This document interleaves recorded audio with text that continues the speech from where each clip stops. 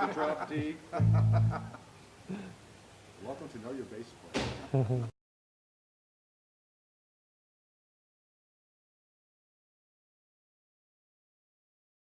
Well, I've been sort of working with a top soul band for about 10 years, Gino Washington, the Ramjam band, and one day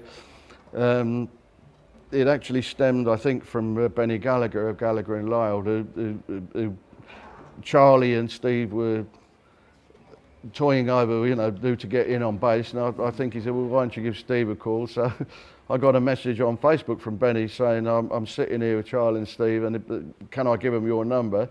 And the next day, Charlie rang and they said, can we come over and see you, Steve? You know, so I just popped down to my local pub, and Charlie and Steve were waiting in the pub, and we had a couple of drinks, and they asked if I was interested in you know, coming back into a reformed Slim Chance, and you know, and I'm a very instinctive person, and I often get things that say, well, don't do this or do it, and I had a million voices saying, this is fantastic, do it. I felt so enthusiastic. I remember the night, and I went back to my wife and I said, you won't believe this, but you know, I'm going to have another big bash of being with Slim Chance, and I'm really, really pleased that I did, because I often felt that something was slightly unfinished about the way the first incarnation of Slim Chance, you know, but it parted, you know, but because I played on Ronnie Lane's passing show, which was, you know, an incredible venture for him to undertake, financially and in every other way, and I think that drained him actually of everything, and so the band fragmented after that, and then, but it was great because Charlie and Steve came in, and of course Alan Davis, who unfortunately isn't with us tonight, but when you look back over your career, let's say just with Slim Chance, what work are you most proud of? What do you go? Well, loads of stuff actually. I can't really pick out one, you know.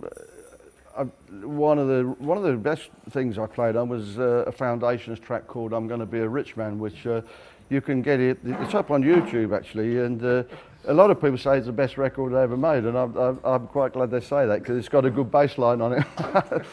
and I mean, the Poacher is I played on that, which is it still gets played a lot, and I've ended up singing that in the band, which is quite something. So.